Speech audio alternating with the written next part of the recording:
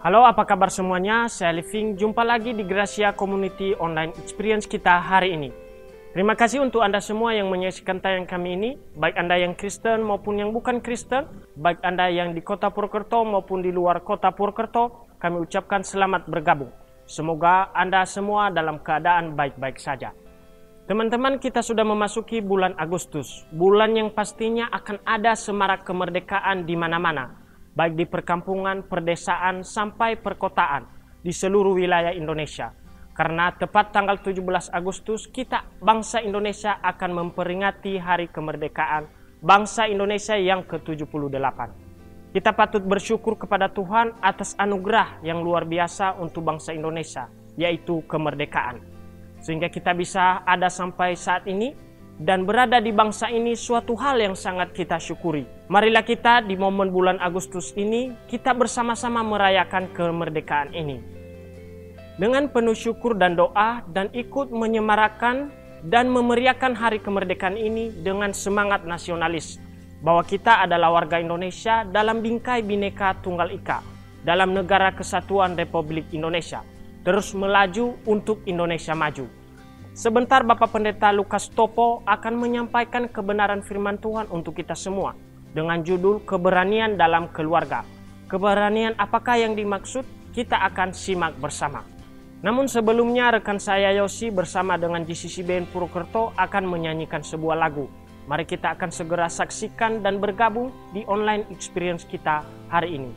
Dan untuk informasi tayangan khotbah dan pujian hari ini adalah rekaman ibadah minggu lalu dan semuanya telah melalui protokol kesehatan yang ketat. Jadi teman-teman semua jangan kemana-mana dulu, tetap stay di channel ini. God bless you. Mari kita mau lebih lagi menyembah Tuhan pada sore hari ini. Satu hal yang harus kita percaya, kita selalu punya Tuhan yang menjawab dan mendengar setiap doa kita di waktu yang tepat menurut kehendaknya. Tak selalu Tuhan menjawab doa, namun Dia beri yang terbaik di waktu yang tepat. Izinkanlah Tuhan untuk bekerja yang mustahil menjadi mungkin oleh karena percaya. Yesus mendengar lebih dari yang kudoakan. Yesus menjawab lebih dari yang kuharapkan. Dengan caranya di waktu yang tepat, ku kan melihat Dia jadikan semua. Yes Tuhan, kami percaya Tuhan.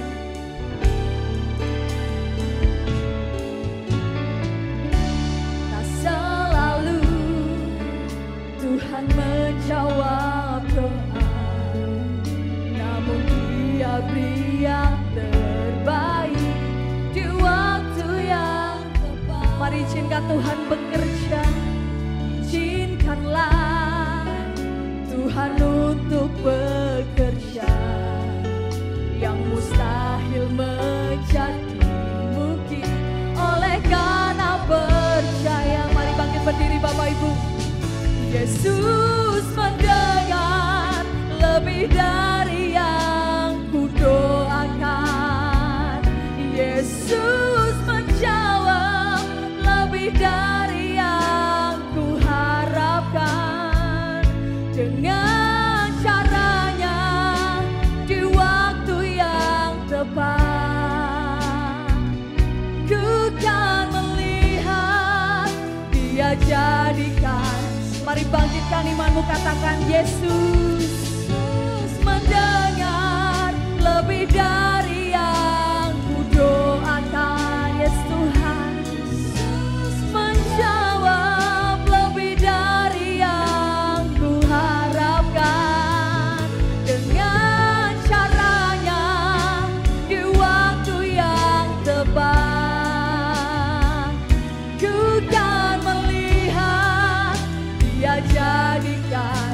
dengan sepenuh hati katakan, Yesus dengan lebih dari yang ku doakan. Tuhan, ini iman percaya kami Tuhan. Yesus menjawab lebih dari yang ku harapkan. Kami percaya Kau punya cara Tuhan bagi setiap hidup kami. Di waktu yang tepat, ku kan melihat Dia jadikan semua. Mari lebih lagi panggil namanya. Oh, Yesus mendengar lebih dari yang ku doakan. Yesus menjawab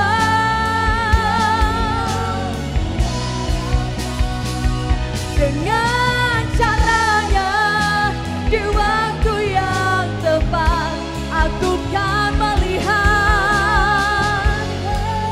Dia jadikan. Panggil namanya Yesus. Yesus mendengar lebih dari yang ku doakan. Yesus menjawab lebih dari yang ku harapkan. Dengan caranya di waktu yang tepat ku kan melihat Dia jadikan semua. Dengan caramu Tuhan, dengan caranya di waktu yang tepat ku kan melihat Dia jadikan semua. Dengan caranya di waktu yang tepat ku kan melihat Dia jadikan semua. Aku percaya Tuhan, aku punya Tuhan yang besar. Mari lebih lagi angkat tanganmu, kita mau sama-sama nyanyikan. Aku punya Tuhan yang besar, ya Tuhan, yang telah berjanji dan sanggup menggenapi. Imanku bersepakat percaya kuasanya. Ku terima sekarang kemenangan. Aku punya Tuhan yang, yes Tuhan, yang telah berjanji dan sanggup menggenapi. Imanku bersepakat percaya kuasanya. Ku terima sekarang. Kau lebih lagi katakan, aku punya Tuhan yang besar, yang telah berjanji dan sanggup menggenapi. Imanku bersepakat percaya kuasanya. Ku terima sekarang kemenangan dari. Mau terima sekarang Tuhan. Ku terima sekarang kemenangan darimu. Kami terima Tuhan. Ku terima sekarang kemenangan darimu. Terima kasih Tuhan.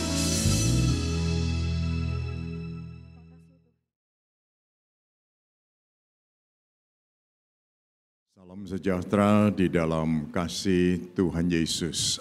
Puji Tuhan. Senang dapat ada di antara saudara-saudara lagi pada hari ini. Dan saya percaya penjagaan, perlindungan Tuhan terus berlaku bagi kita semua. Tantangan Berbagai macam masalah selalu silih berganti karena kita hidup. Ya, dan kita percaya di tengah-tengah berbagai macam tantangan yang ada, Tuhan akan terus memberi kemenangan bagi kita semua. Puji Tuhan. Salam dari jemaat yang saya layani di Surabaya untuk saudara-saudara sekalian.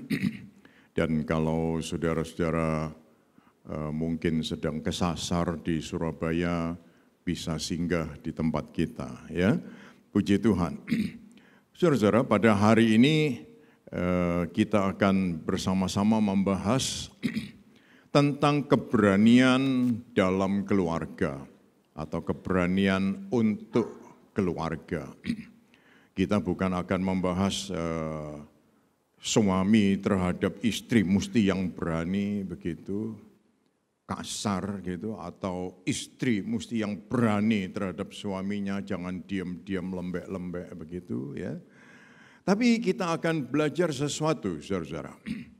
Ada sebuah kutipan yang mengatakan begini, tanpa prinsip hidup kuat, maka kita mengizinkan hal lain merampok kita.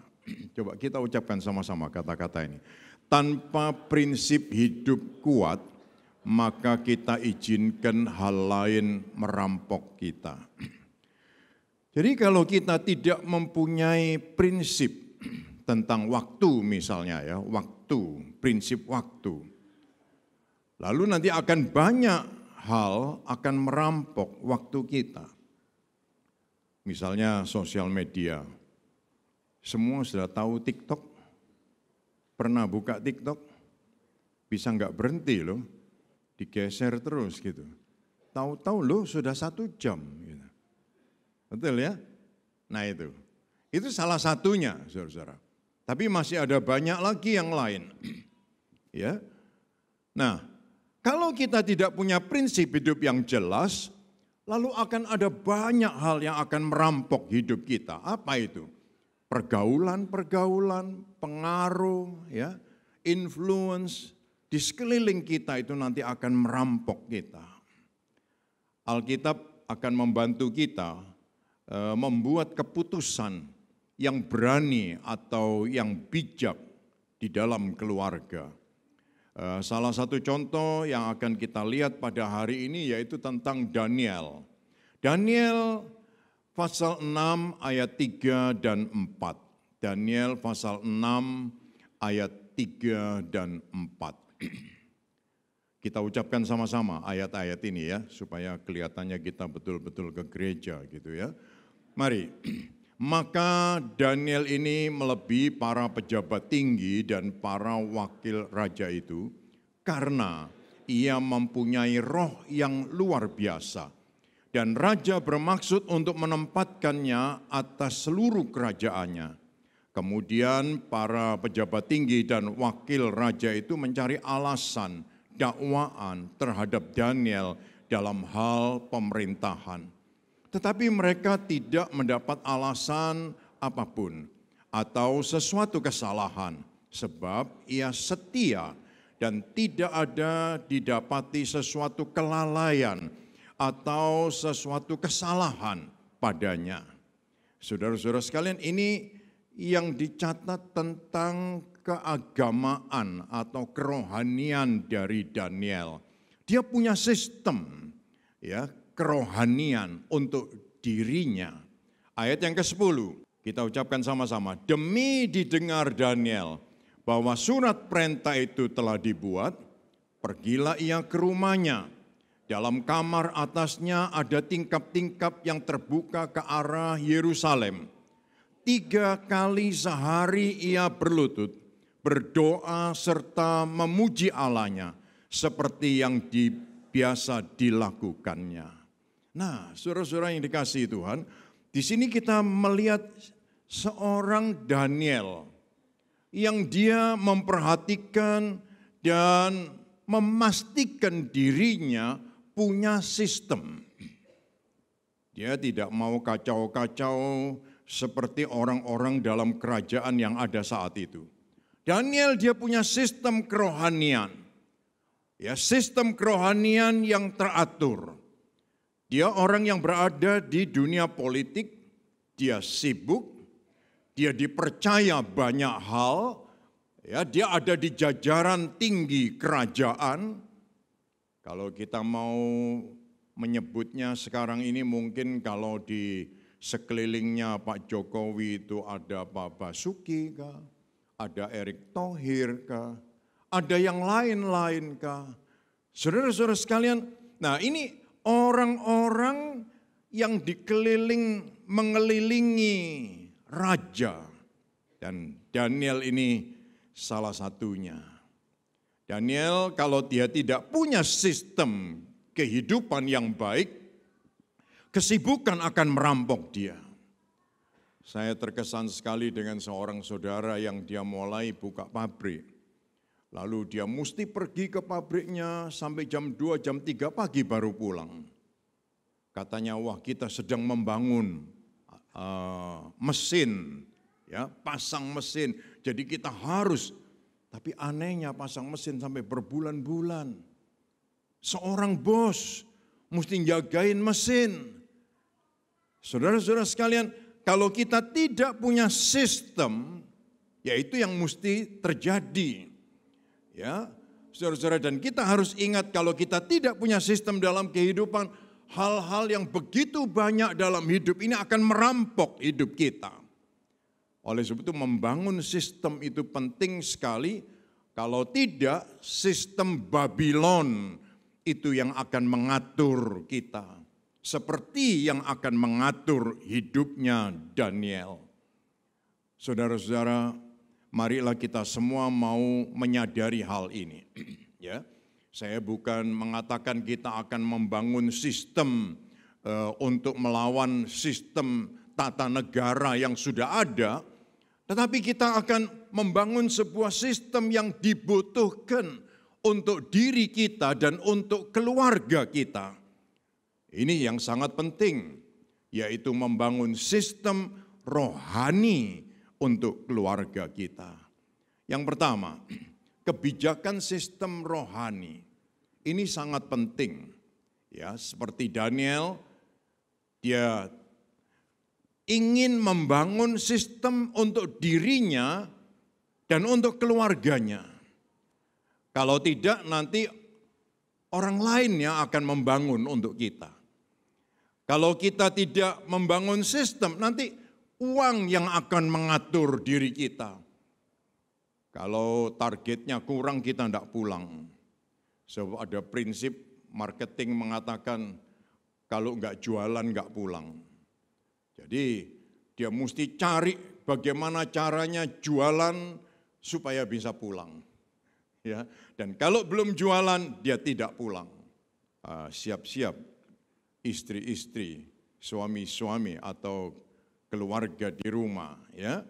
Nah, kalau kita tidak membangun sistem, ada banyak hal di luar sana yang tidak penting-penting, itu juga akan mengatur hidup kita.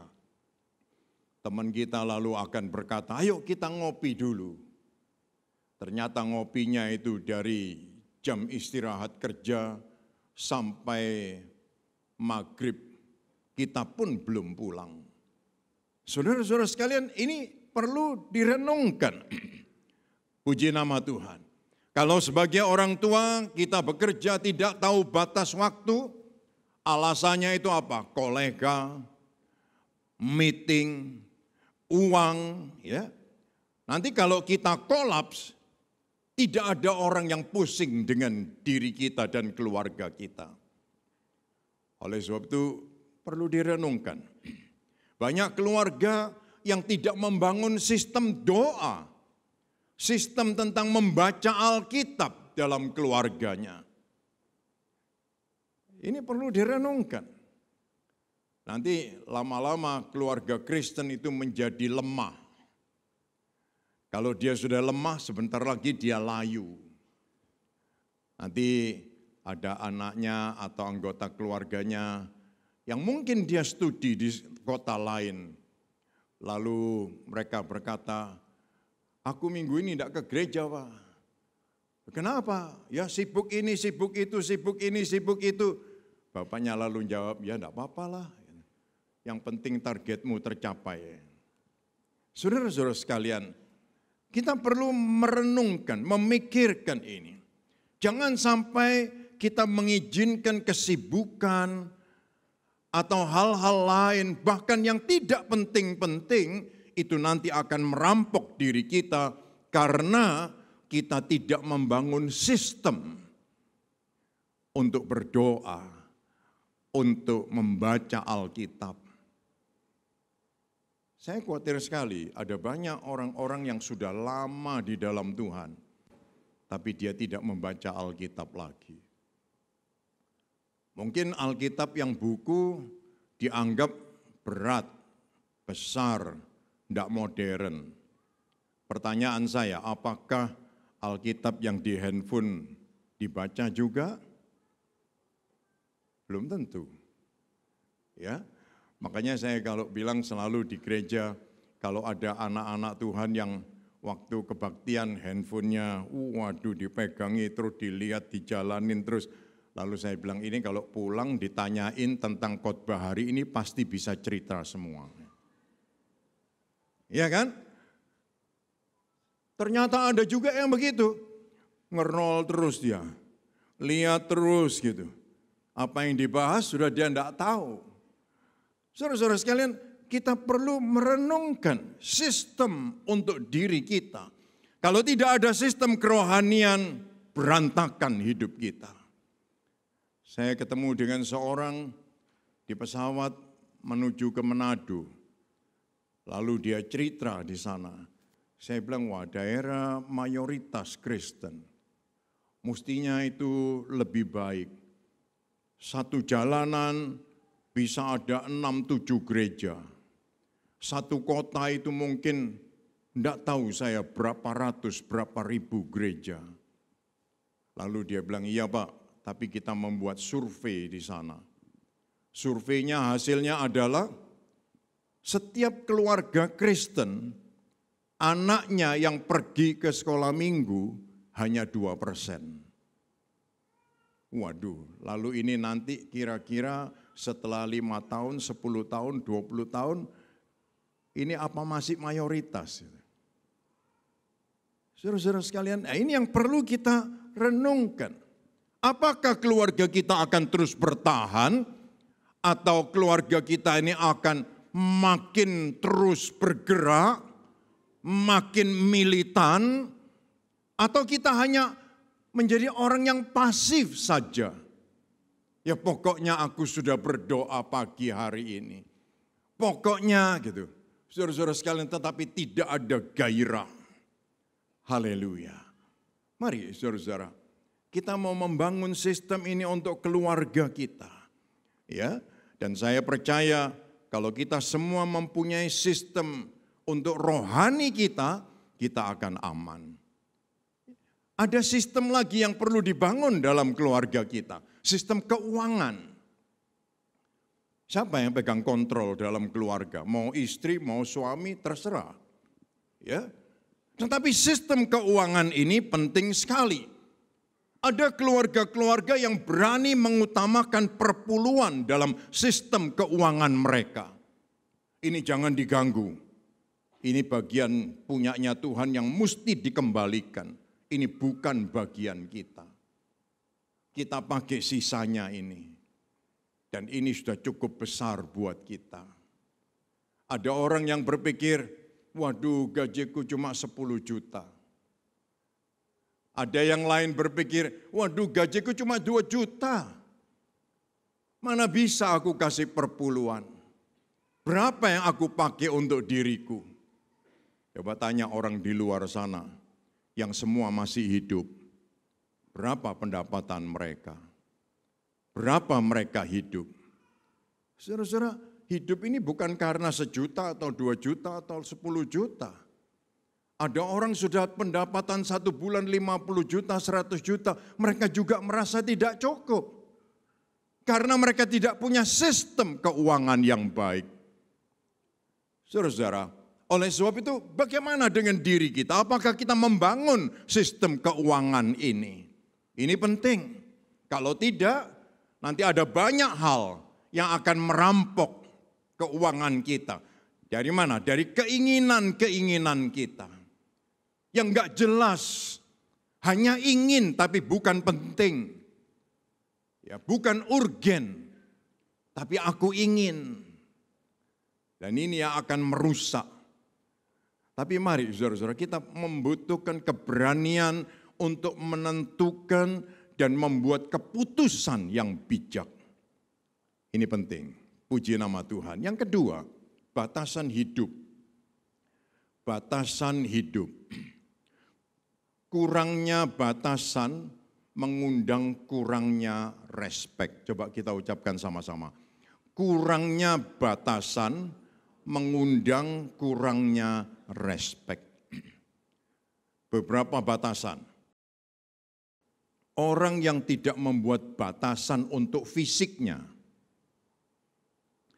ya, dia tidak melindungi ruang pribadi dari tubuhnya.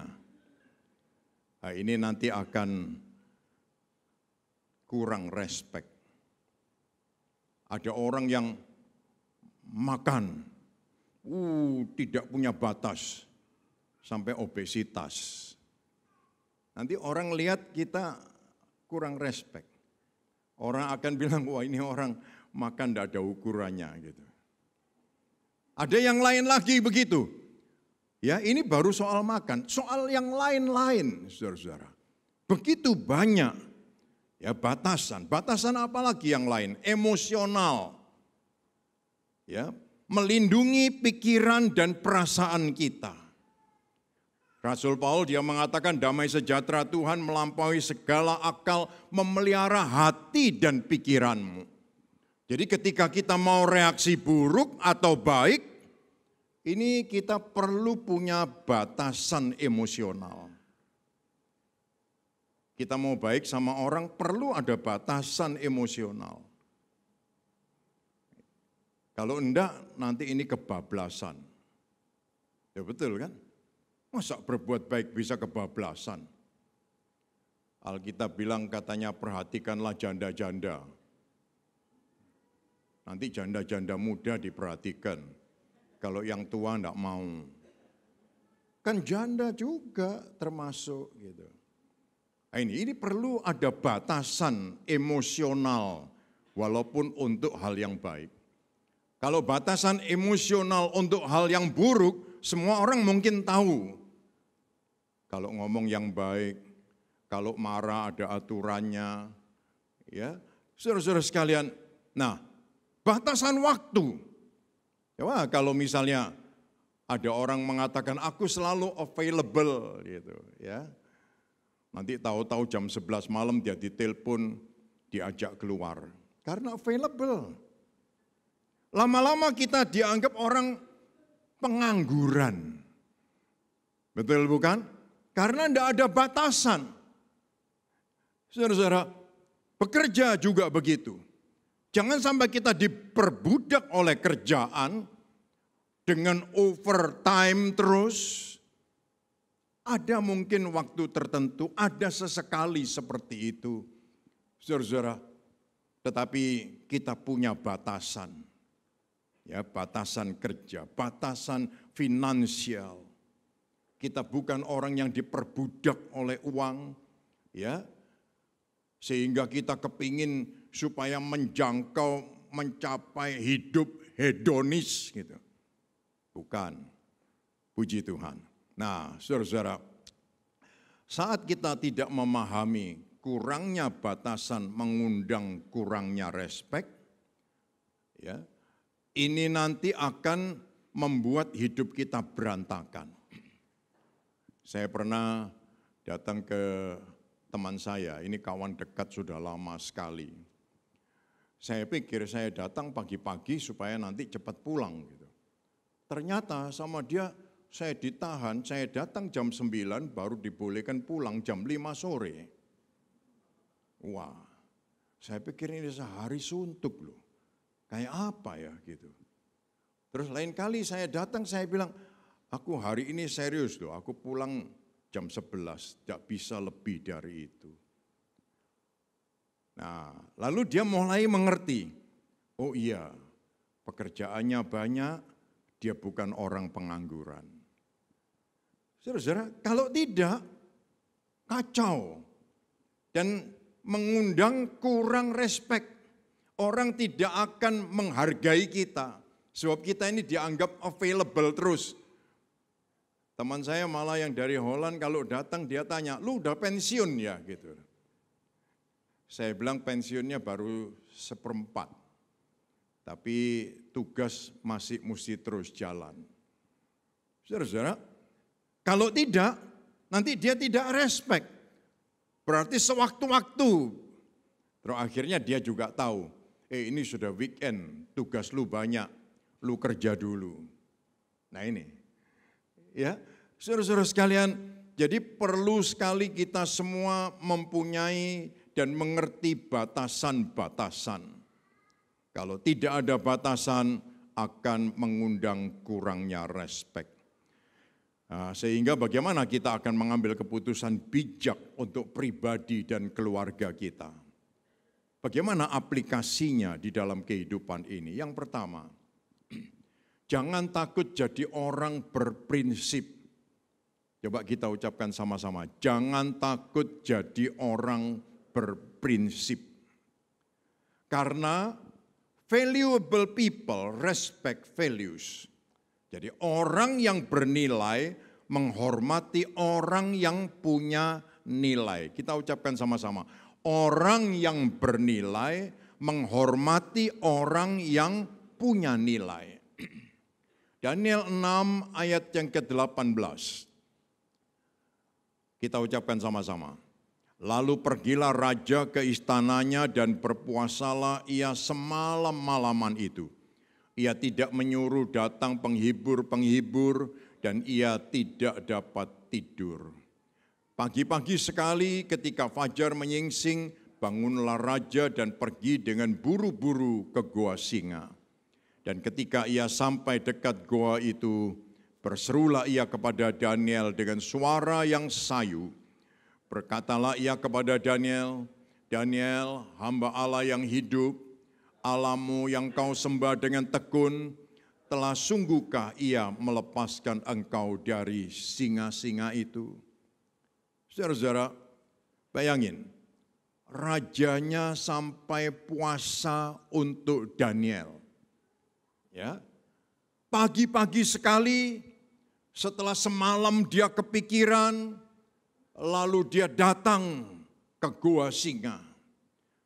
Karena apa? Karena ini orang yang punya value, dia punya standar hidup yang baik, dan dia menghargai orang yang punya standar dan nilai dalam kehidupannya. Saudara-saudara sekalian, kita bukan kepingin dihargai orang, tetapi hidup ini punya harga. Betul bukan? Hidup ini punya nilai. Jadi kita semua memang perlu memelihara sebagai tanda kita ini anak Tuhan yang sudah diangkat, dikeluarkan dari lumpur dosa, diberi kemuliaan supaya kita ini bisa memuliakan Tuhan. Puji Tuhan, oleh sebab itu bagi siapa saja, entah cewek, entah cowok yang single, jangan takut punya batasan. Ya, kalau ada pria atau wanita yang tidak respek batasanmu, jangan-jangan dia adalah bukan pria atau wanita yang bernilai atau berharga. Jadi kita semua mesti punya nilai dan punya batasan itu. Puji Tuhan. Di hadapan teman-teman di marketplace, ya di dunia dagang, di dalam kehidupan sehari-hari, ya, respect your system. Ya. Kita perlu menghargai sistem kita. Kalau kita sendiri tidak menghargai sistem kita, orang lain tidak akan menghargai. Kalau kita tidak punya nilai untuk sistem kita, orang lain tidak akan memberi nilai untuk sistem kita.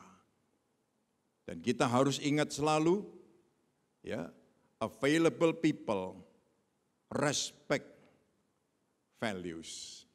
Jadi orang yang bernilai, dia akan menghormati orang yang punya nilai. Puji Tuhan. Jadi saudara-saudara, orang akan bilang begini, orang yang hebat ya, dia punya prinsip. Tuh, artinya dia menghargai karena orang punya prinsip. Puji Tuhan. Mungkin kita kagum dengan pebisnis dengan sistem gaya hidup yang baik, saudara-saudara. Dan apa yang terjadi? Kita jadi respect sama orang itu, ya selain bisnisnya hebat, tapi kita respectnya karena orang ini punya nilai. Saya datang ke sebuah tempat, lalu di situ ada ukiran kepala, sampingnya ada tulisan. Ternyata dia adalah seorang pengusaha besar yang hari-hari ini cukup populer. Lalu dia menulis tentang ayahnya yang memberikan nilai-nilai di dalam keluarga dan membuat mereka hari ini ada seperti yang mereka ada. Saudara-saudara, ini yang perlu kita renungkan semua, ya. Siapa saja pemimpin-pemimpin, siapa saja pemimpin rohani yang hebat, ya. Tapi kalau lihat sistem keuangannya amburadul, pasti orang juga akan bingung gitu, ya. Tetapi kalau seorang pemimpin dengan sistem keuangan yang sehat, lalu semua orang akan respect. Puji Tuhan. Oleh sebab itu saudara-saudara, kita ini bukan orang yang sempurna, tapi kita ini adalah orang-orang yang mau untuk disempurnakan. Oleh sebab itu kita sama-sama belajar, mengambil keputusan bijak, membangun sistem rohani untuk keluarga kita.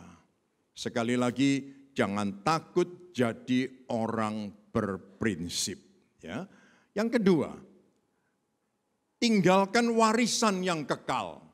Coba kita ucapkan sama-sama. Tinggalkan warisan yang kekal. Tinggalkan warisan yang kekal. Saudara-saudara, apa saja dalam dunia ini tidak ada yang kekal. Kekayaankah? Kepandaiankah?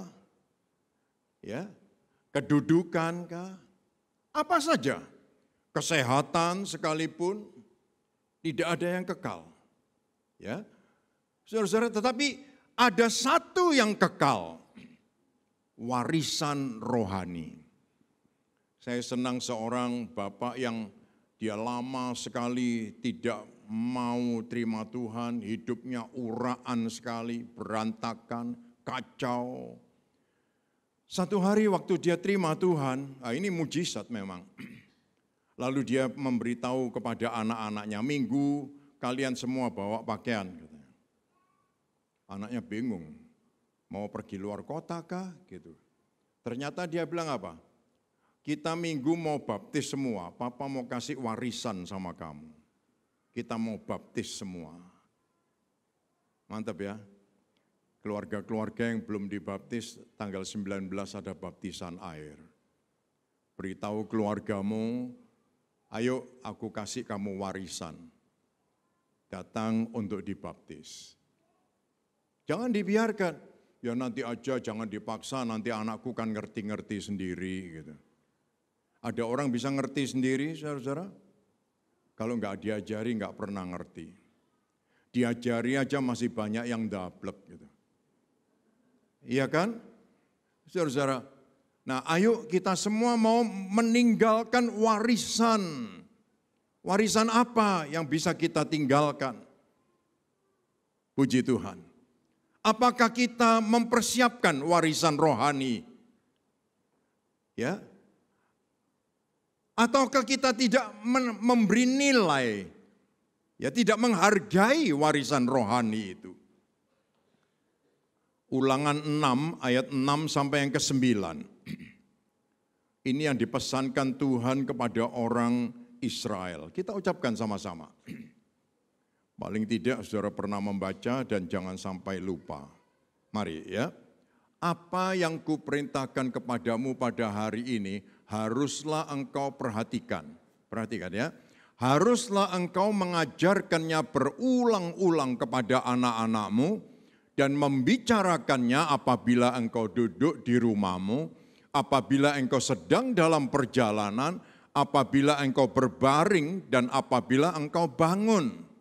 Haruslah juga engkau mengikatkannya sebagai tanda pada tanganmu dan haruslah ia menjadi lambang di dahimu dan haruslah engkau menuliskannya pada tiang pintu rumahmu dan pada pintu gerbangmu.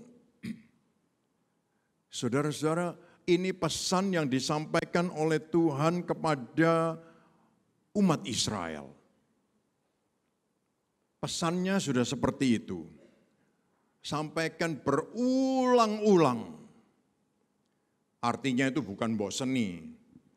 Berulang-ulang itu artinya kamu cari jalan yang kreatif untuk menyampaikan sampai keluargamu itu bisa menerima. Ini penting. Ya. Saudara-saudara, bicarakan. Bukan artinya paksalah, perintahkan, bukan. Tapi bicarakan. Waktu kamu jalan, waktu kamu berbaring, waktu kamu duduk. Dan buat kamu sendiri, ikatkan di tanganmu sebagai tanda. Lihat, ikat di dahimu sebagai lambang. Saudara-saudara sekalian, artinya setiap apa yang kamu kerjakan, apa yang kamu pikirkan, itu mesti punya dasar-dasar rohani. Puji nama Tuhan. Ya, ini yang dipesankan oleh Tuhan untuk orang Israel. Sehingga saudara bisa membayangkan satu bangsa yang sangat kecil sekali. Ya, sangat kecil sekali. Tapi pengaruhnya mendunia. Ya, itu yang perlu kita pikirkan. Tinggalkan warisan yang kekal. Pengenalan pribadi kepada Tuhan, ini adalah keputusan yang bijak di dalam hidup. Puji Tuhan. Saudara-saudara, jadi ini pentingnya warisan yang kekal itu. Ya. Lewat masalah, anak-anak kita punya kekuatan ilahi. Kalau tidak punya, kita akan goyah. Anak-anak kita ketika dipukul dengan goncangan-goncangan, dia langsung sakit jiwa. Itu pasti. Tidak punya kekuatan. Ya, saudara-saudara, di dalam kehidupan berkeluarga juga begitu. Kalau dia tidak punya nilai-nilai rohani, warisan yang kekal ini, orang tidak akan kenal tentang takut akan Tuhan. Dan mereka tidak akan bisa merendahkan diri seorang dengan yang lain. Mari saudara-saudara, Tuhan ingin kita semua menjadi orang-orang yang punya nilai, membangun keberanian dalam keluarga kita untuk sistem kerohanian, dan kita percaya Tuhan akan memberkati kita semua. Seorang yang dipanggil oleh Tuhan, kemudian seluruh keluarganya mempunyai warisan itu, adalah contoh buat kita Bapak Abraham. Dia bukan orang dari keluarga istimewa, bukan, biasa banget. Dari Ur Kasdim lagi. Ya, Ur Kasdim itu penyembah berhala. Tapi dia dipanggil oleh Tuhan, dia keluar. Lalu hasilnya adalah Ishak, Yakub, dan seterusnya. 12 suku bangsa. Saudara-saudara, Tuhan mau memakai kita semua untuk melebarkan kerajaan sorga. Jadi jangan sampai kalau hari ini keluarga kita yang beriman katakanlah 5 orang. Sebab orang Kristen itu anaknya sedikit-sedikit. Betul bukan? 2, 1, 3 itu istimewa, 4 itu luar biasa. Iya kan? Tapi coba lihat yang lain. Anaknya berapa? 12. Orang Kristen itu istrinya cuma boleh 1, itu pun cuma 1, 2 gitu. Itu tadi saudara-saudara. Yang lain, sudah boleh sampai 4, tidak terima. Anaknya 48. Karena tiap ibu melahirkan 12. Ya, saudara-saudara sekalian, ayo kita semua mau membangun sistem, ya. Jangan sampai orang lain mengatur keluarga kita. Kita mau membangun sistem supaya jangan sampai duit itu akan mengatur keluarga kita. Kita mau membangun sistem supaya hal-hal yang tidak penting di luar itu tidak mengatur keluarga kita. Haleluya. Dan sekali lagi, kurangnya batasan mengundang kurangnya respek. Haleluya. Dan jangan takut jadi orang berprinsip. Pikirkan, tinggalkan warisan yang kekal bagi orang di sekeliling kita. Saya undang kita bangkit berdiri bersama-sama, kita mau menyanyikan pujian ini.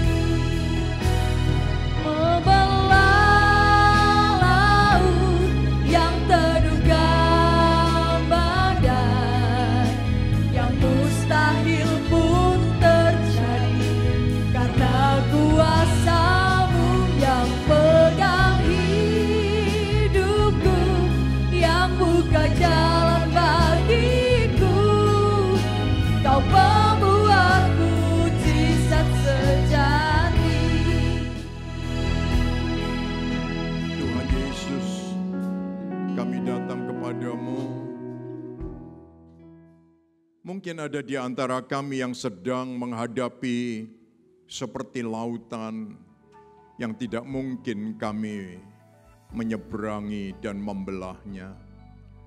Mungkin ada di antara kami yang sedang menghadapi badai-badai.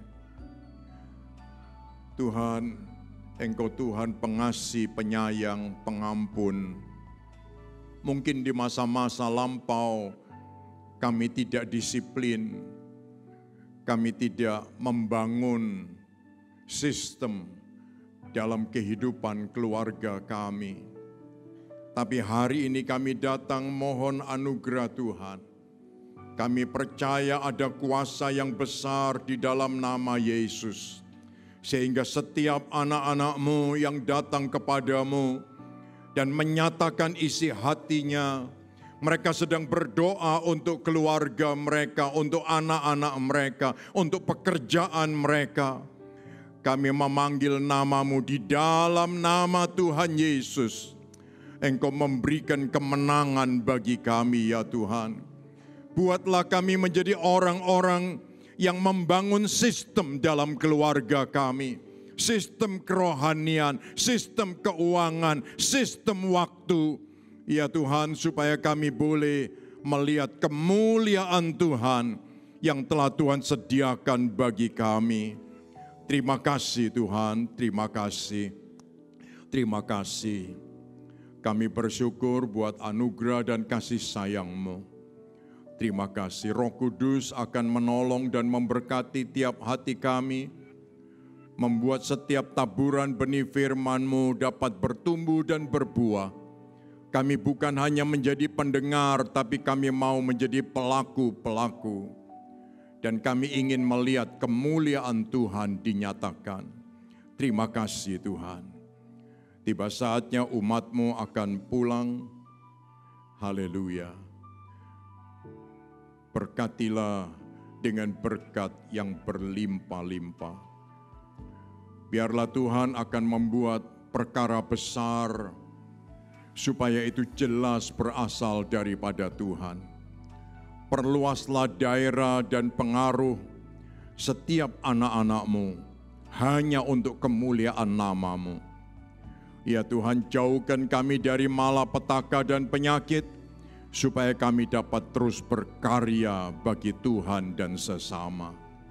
Setiap anak-anak-Mu yang menyampaikan persembahan mereka, persembahan perpuluhan, persembahan janji iman, persembahan kasih, ya Tuhan, Tuhan memberkati dengan berkat berlipat kali ganda, serta mewarisi hidup yang kekal. Dalam nama Tuhan Yesus, kami menerima berkat Tuhan, bersama kita mengatakan, amin.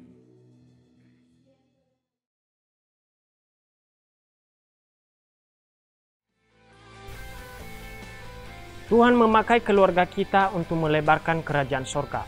Terima kasih Bapak Pendeta Lukas Topo untuk renungan firman Tuhan-Nya. Semoga kita semua diberkati dan dikuatkan, bahkan dipulihkan oleh kebenaran firman Tuhan hari ini. Dan untuk semua tim GCC Purwokerto, Anda semua luar biasa. Dan salam kompak selalu. Senang sekaligus bangga bisa masuk dalam tim yang luar biasa ini, yang ramah namun kahar.